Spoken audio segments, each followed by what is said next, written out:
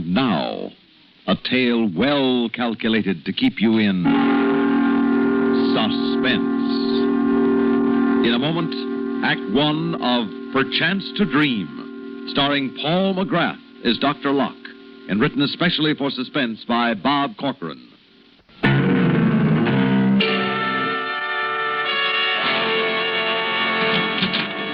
Well, Mrs. Foster, this meeting is certainly under more pleasant circumstances than our first. Yes. I'll never forget the day you called me, Dr. Locke. Please sit down. Thank you. But now you're giving my husband back to me fully recovered, and I do want to thank you for all you've done. Yes. Dr. Locke, is anything wrong? Isn't Paul all right? Well, Mrs. Foster, this is a general hospital, and as far as the abrasions, broken arm, skull fracture are concerned, we were able to effect a complete recovery. But, What is it? What's wrong? Now, when you visited your husband here, did he ever mention Ernest Masterson? No. He's the man whose wife... Was killed by your husband's car. Well, should Paul talk about it? I mean, isn't it better forgotten? Well, some things can never be forgotten, and even worse, some things are remembered wrongly. Wrongly? Yes, this was an unfortunate accident. A sudden blowout. The car whipped onto the sidewalk, and Masterson was badly injured, and his wife was killed. Now, you know it was an accident. I know it's an accident. We remember it that way. The police, the coroner's jury agreed that no one was to blame. Even Masterson has taken that attitude, remembers it this way. But you're afraid that Paul doesn't? I'm pretty sure he doesn't. You see, since the accident was nearby, both your husband and Masterson were brought to this hospital. Masterson is making a good recovery, despite a rather weak heart. But it's taking longer because he's older. Well, has Paul said anything to him that makes you think something is wrong? Your husband won't talk to him. Won't talk to him? Well, why not? I'm not sure. It seems that your husband blames himself for the death of Masterson's wife out of all proportion to the truth. He's often depressed, Miss Foster. He doesn't talk. Often nervous, irritable. I've tried to talk to him. And Masterson's been to his room repeatedly, trying to show him there's no grudge, that he shouldn't go on accusing and blaming himself. But we haven't been able to do a thing. Guilt is a burden not easily thrown down, and it can become unbearable. Well, can't we do something? I suggested a psychiatrist might come in and talk with him. He was very clear in his refusal. Doctor, just what do you think? Well, I think, Mrs. Foster, that he's acted as his own judge and jury, and no one else was allowed at the trial, and I'm afraid the verdict was guilty. Are you sure of this verdict? That's not very scientific, I know, but I do know that something is wrong. And that something might happen? It's possible. And since it is possible, I must tell you of it, no matter how much it might upset you or how wrong I might be, and I hope I'm wrong. What might happen? Well, guilt is a terrible lever. Expiation is often the only thing powerful enough to pacify it. It's possible, in expiation and trying to make atonement for the wrong he feels he's done, that to judge and jury, he might add executioner. Oh, no. You mean do something to himself, take his own life? Oh, no, he couldn't do that. I'm sorry to tell you this, but you know that I must. He has a dream almost every night. He talks in his sleep. I've watched him. I've listened to him. It seems to follow a pattern. He fights for a time, seemingly against doing something. Then the struggle is suddenly over. He gives in. This resistance period is getting shorter. Soon it may be gone altogether. But in this dream, he commits suicide? Believe me, Mrs. Foster, when a mind is obsessed by a compulsion, nothing is out of the question. Now, I've asked him about this dream. He seems confused. He either will not or cannot tell me. What can we do to help him? I'll do anything you say. Don't let him see that we've been discussing this. Yes, sir, come in. Well, down to get the old man out. Hello, darling. You look wonderful. I feel wonderful. I'd like to thank you for everything, Doctor. I guess I wasn't cut out to be a model patient. Well, if they were all as little trouble as you... We better run along. I know you're pretty busy. Oh, I stopped to say goodbye to Masterson. Thought you'd like to know. Oh, fine. That's fine. Well, I hope you're going to enjoy your freedom. I intend to. Thought we might take a little trip. By train. I'm through driving for a while.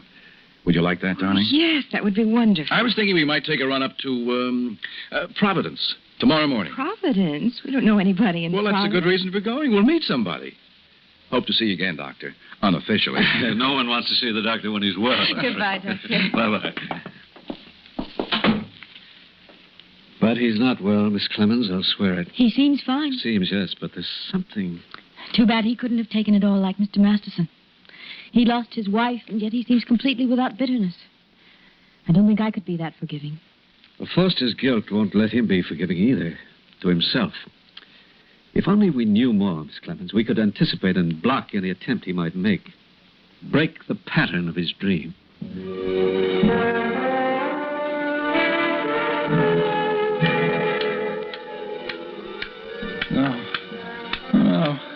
No, not that. No, I didn't mean to kill her. I didn't. Please, I can't. I won't. I can't. Oh, I'm sorry. Oh, I'm so sorry. Don't make me. Paul? No. Oh, darling, wake up. I'm sorry. Oh, please, wake up, darling. Paul, can't you hear me? Darling, you're dreaming. What? Paul, are you all right? Oh, Mary. Darling, what's the matter? What were you dreaming about? I can't remember. There's just shadows. I'm all confused. I don't know. All right. It's all right now, darling. It doesn't matter. Come on now. You go back to sleep. Huh? We've got a long train ride tomorrow. Mary, I don't think you should come with me to Providence. Well, why not? Darling, why not? I don't know. But you'd better let me go alone. No, Yes, let without Paul Foster, you're not leaving me behind. I want to meet somebody in Providence, too. But, Mary... No. Now, my mind is small, but it is firm. I'm going with you. All right, Mary. Good night, darling. Good night. Good night.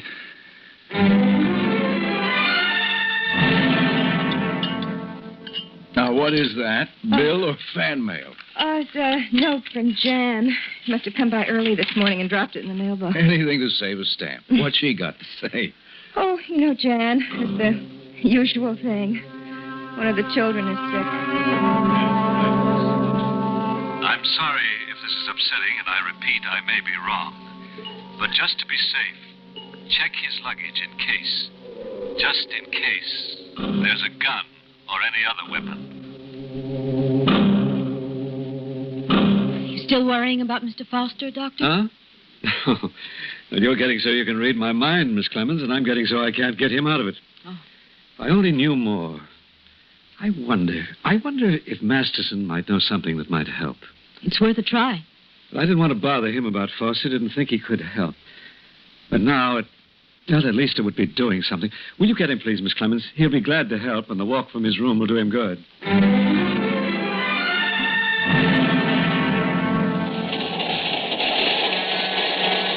I wish we had something to read. Oh, sure. That's the way it always is. Rush for the train and forget the essentials. I think I'll take a walk. Oh, all right, darling. But you be good and you be careful your first day out of the hospital. It's a promise. Check his luggage in case. Just in case.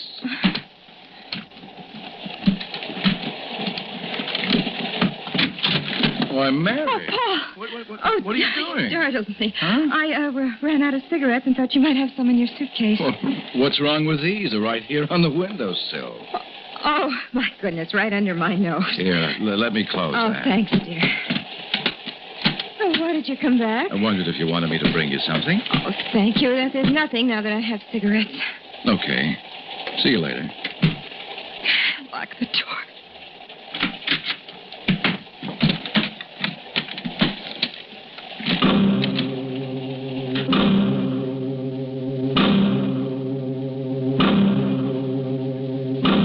Well, I'm sorry to bother you, Mr. Masterson. Oh, no bother at all. Glad to have somebody to talk to. I like to walk, but the chair still feels good. Yes. I guess the old ticket gets a little overworked. Miss Clemens said you wanted to talk to me about Foster? That's right. I guess maybe then this note Foster left me yesterday might make some sense to you. Oh? I got it here someplace. Good. He came to say goodbye. Real nice of him. I was sleeping, so he left me a note. Oh, here it is. I don't rightly understand what he means. Miss Clemens said you think he might do something to himself on account of what he done to me and Ellen. Is that right, Doc? Yes, but this note. Have I been right about the danger and wrong about... Soon you can really forgive me. I will even the score. What does that mean, even the score? Maybe he means like it says in the Bible. A tooth for a tooth. Killing himself won't do that. Won't do no good at all. Won't bring Ellen back. She is the dearest thing I had in the whole world. And to even the score, Foster would have to lose the dearest thing His wife? Maybe subconsciously he's got some fantastic idea, because of the guilt he feels, that he must make you and himself equal in the way that he made you unequal. Good Lord. Maybe it's not suicide we're faced with, but murder.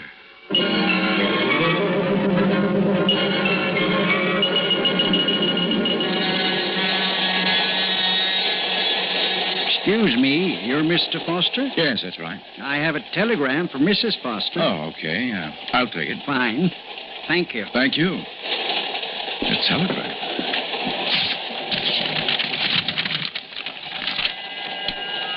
You may be in great danger. Call me at once. Dr. J. Locke, Grant Hospital. Dr. Locke.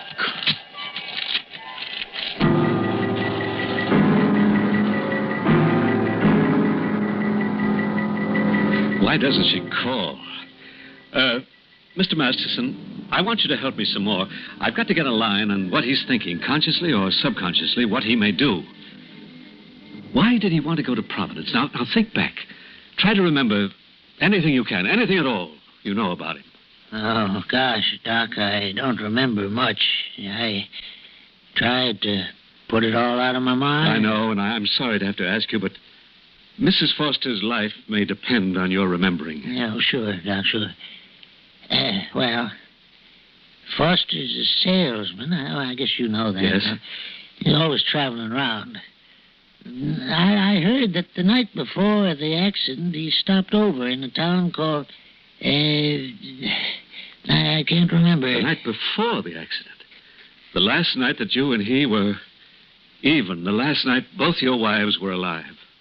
Yeah, I guess it was. He drove right down from there, and then...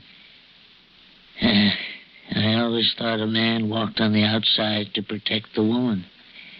My doing that didn't keep Ellen from being killed. Please try to remember the name of the town, the last town he stayed at. Now try. I'm sorry, Doc. I just don't seem to... Wait a minute. Yes.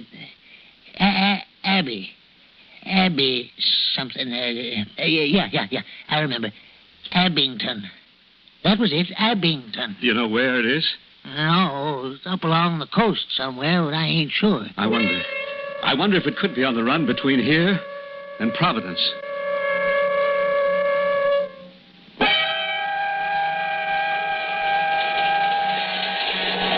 Jim. Oh, no. That's nothing. What have you got? Too much.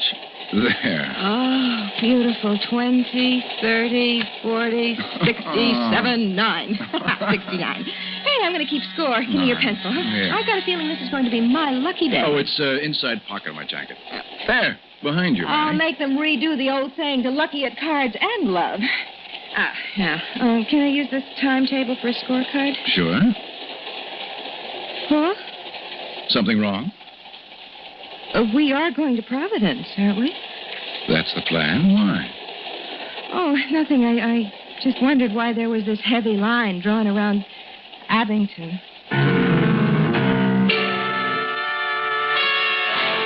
Yes, operator. Mrs. Paul Foster at the Brewster Hotel, Abington. And please hurry. It's very important. Well, it's a break that there's only one hotel in the town. I sure do hope you get her all right. I gotta admit, it all sounds pretty wild to me. Dreams and making restitution back there and all. I know you're a mighty smart fella, Doc, but you know what I mean. Yes, I do very well, Mr. Masterson. And I agree, but there's always the chance. You see, he suffered a tremendous head injury. No one can ever say for certain just what damage is done. No, not to the brain. We can check that quite well. But damage to the mind, that's quite a different matter. People can do crazy things, all right. If we can just get her away from him until we're sure. Dr. Locke. Yes? Oh, well, can't Watkins handle it? Oh, all right. I'll be right there. Mr. Masterson, will you stay at this phone? I'll be right back. If she calls before I do, tell her to leave the hotel at once, to get away from him. Sure, Doc, sure. I'll stay right here. I'll warn her. I wouldn't want her hurt like Ellen was. Well, Mrs. Foster's life may depend on it. Yeah, I know that.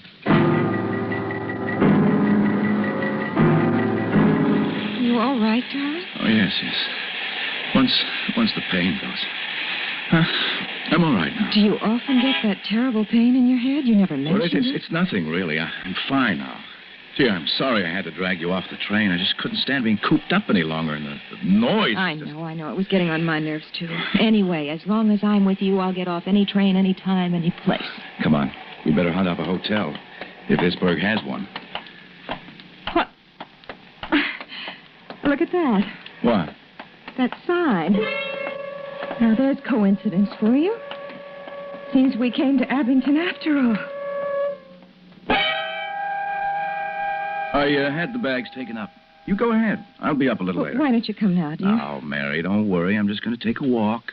Get the train out of my system. You're sure you're all right? I'm positive. All right. I'll see you soon.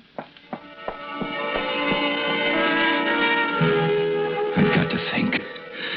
I've got to remember. What do I have to do? I must remember.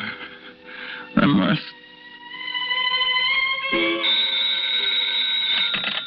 Hello. On your call to Mrs. Paul Foster to Abington. Nobody here made any such call.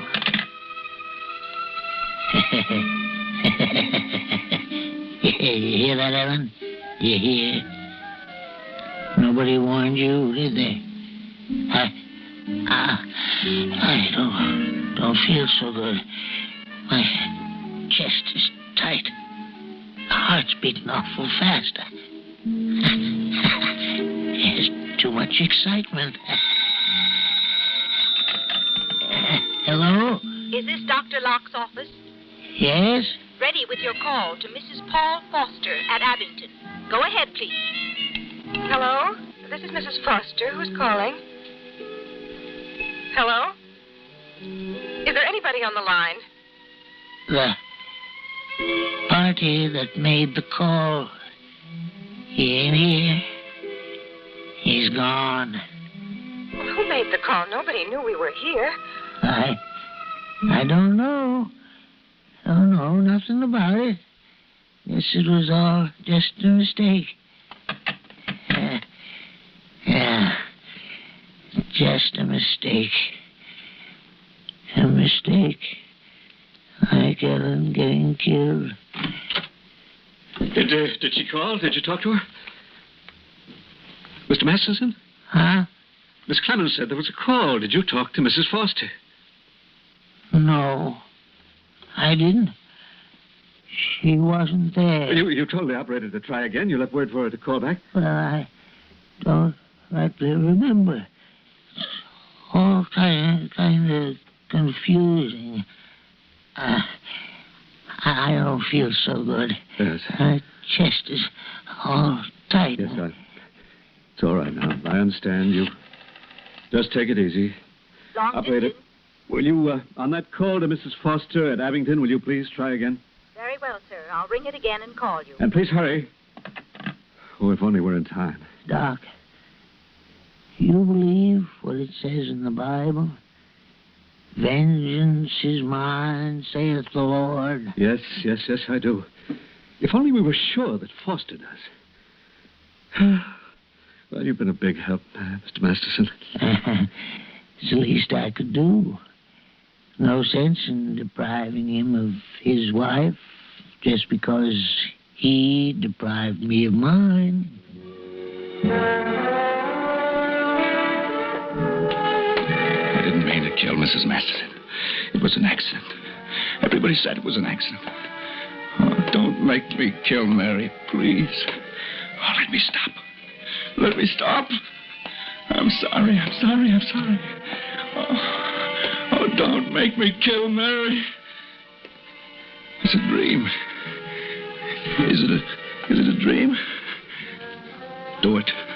And don't dream anymore. Peace. Do it. And then stop. And then peace. Paul, I had the strangest call. Maybe this is the same person.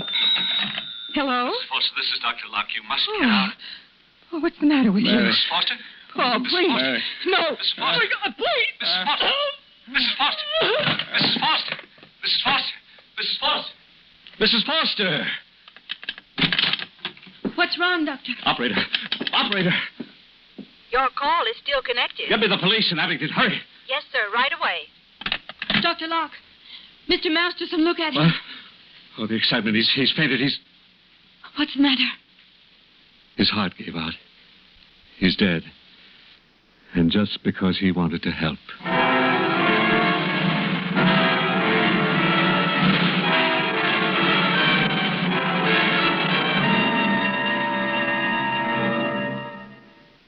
Suspense. You've been listening to Perchance to Dream. Paul McGrath is Dr. Locke, and written especially for Suspense by Bob Corcoran. In a moment, a word about next week's story of Suspense. Suspense is produced and directed by Bruno Zerato Jr., music supervision by Ethel Huber. Featured in tonight's story were Terry Keane, Bernard Grant, Bob Dryden, Guy Rep, and Tony Darnay. Listen again next week when we return with Memory of a Murder, written by John Robert. Another tale well calculated to keep you in suspense.